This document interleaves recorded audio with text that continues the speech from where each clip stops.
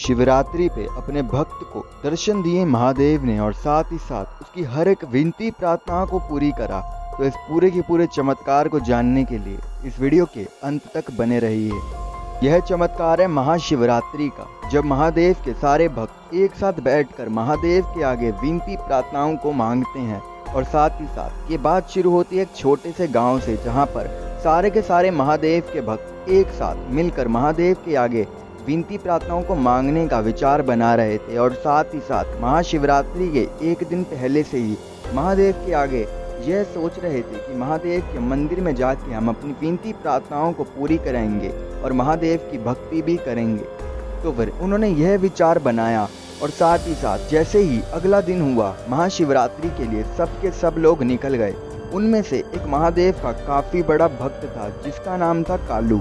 कालू नाम का व्यक्ति महादेव के आगे काफ़ी ज़्यादा विनती प्रार्थनाओं को करता था और साथ ही साथ महादेव का काफ़ी ही बड़ा भक्त था। महादेव के आगे अपनी हर एक बात को रखता था और महादेव से आए दिन बातें करता रहता था और महादेव उसकी हर बात का किसी न किसी रूप में जवाब दे ही देते थे। महादेव की इतनी ज़्यादा भक्ति करने के कारण महादेव उस पर 24 घंटे प्रसन्न रहते थे। एक दिन महादेव के आगे जब वो महाशिवरात्रि के लिए महादेव के मंदिर के लिए निकला, उस वक्त पे सबके सब अपनी बैलगाड़ियों पर जा रहे थे। लेकिन जो कालू था उसके पास ना ही कोई पैसा था और ना ही उसके पास कोई बैलगाड़ी थी महादेव के मंदिर तक जाने के लिए। लेकिन वो तभी भी महादेव के मंदिर के लिए अपने आगे के रास्ते की तरफ निकल गया और महादेव के मंदिर तक जाने का उसने विचार बनाया। धीरे धीरे समय बीतता रहा, सब लोग अपनी बैलगाड़ियों से महादेव के मंदिर में पहुंच गए और साथ ही साथ मंदिर के अंदर धीरे धीरे करके भीड़ बढ़ती रही और इतनी ज़्यादा भीड़ हो गई कि बंदे की खड़े होने की जगह भी मुश्किल से ही मिल पा रही थी। इतने सारे भक्त एक साथ महादेव के मंदिर में पहुंच गए और वहीं कालू अभी तक अपने रास्ते में निकला हुआ था। अभी तक कालू महादेव के मंदिर तक नहीं पहुंच पाया था, लेकिन उसने अभी भी हार नहीं मानी थी। वो महादेव के मंदिर तक पहुंचने ही वाला था और महादेव के मंदिर तक पहुंचने के बाद उसने यह देखा कि महादेव के मंदिर के बाहर काफ़ी बड़ी लाइन लगी हुई है महादेव तक पहुँचने के लिए।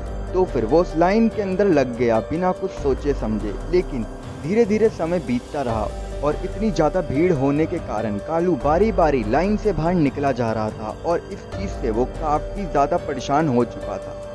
लाइन के अंदर बारी बारी लगने के कारण उसकी तबीयत खराब हो रही थी और उसके के पूरे पैरों में छाले पड़ गए थे इतने घंटे खड़े होने के कारण। और साथ ही साथ उसकी तबीयत खराब होने के साथ ही उसके पसीने भी बिल्कुल नहीं रुक रहे थे। इसी दौरान महादेव के आगे उसने यह बोला कि महादेव मुझे माफ़ कर दो, मैं इतनी देर खड़ा नहीं रह सकता। उसकी बेहोशी वाली हालत हो चुकी थी और यही बोलकर महादेव के मंदिर से वो बाहर निकल जाता है और अपने घर की तरफ निकल पड़ता है। रास्ते में जाते जाते कालू को महादेव का एक मंदिर दिखता है। वो बिना कुछ सोचे समझे उस मंदिर के अंदर जाके रुक जाता है, क्योंकि उसके पाँव के अंदर काफ़ी ज़्यादा छाले हो चुके थे और साथ ही साथ बिना रुके उसको पसीने आए जा रहे थे।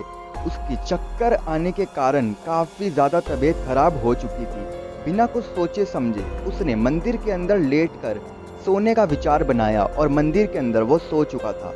और थोड़ी देर बाद ही उसको कुछ आवाज़ें सुनाई देती हैं, जैसे कि कोई उसे पुकार रहा हो। और जैसे ही वो आंखें खोलता है वो देखता है कि खुद महादेव उसे पुकार रहे हैं। यह देखकर कालू काफ़ी ज़्यादा खुश होता है और महादेव से यह पूछता है, अगर आप यहाँ पर हैं तो वहाँ पर कौन है?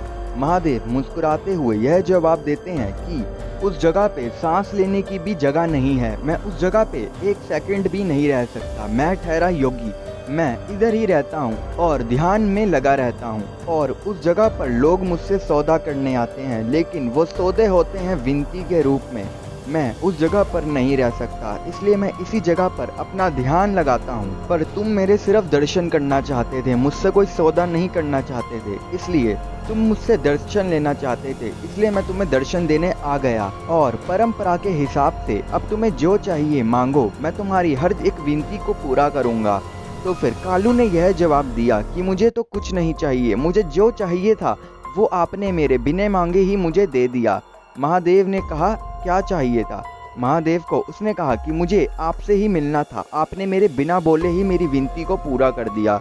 और एक ही दम से उसकी नींद खुल जाती है। उठने के बाद वो यह देखता है कि मंदिर के अंदर तो कोई भी नहीं है और साथ ही साथ वो यह देखता है कि उसके शरीर के सारे घाव अपने आप ही ठीक हो चुके हैं और वो अपने तन के अंदर काफ़ी ज़्यादा ताजगी महसूस कर रहा होता है और वो महादेव का शुक्रिया करते हुए आगे की तरफ निकल जाता है। तो जैसे कि आपने देखा महादेव ने किस रूप में आके इस व्यक्ति की मदद करी। तो फिर ये वीडियो अगर आपको पसंद आती है तो आप इस वीडियो को लाइक कर सकते हैं और साथ ही साथ हमारे चैनल को सब्सक्राइब करके ऐसे कई सारे वीडियो की नोटिफिकेशन को पा सकते हैं। हम ऐसी वीडियो कई सारी डालते रहते हैं। और साथ ही साथ अगर ये वीडियो आपको बहुत ज़्यादा पसंद आती है तो आप अपने दोस्तों के बीच में इस वीडियो को शेयर कर सकते हैं। ऐसी कई सारी वीडियोस हमारे चैनल के अंदर भरी हुई है, आप उन्हें जाके भी देख सकते हैं। तो फिर हम मिलते हैं अगली वीडियो में, तब तक के लिए बाय।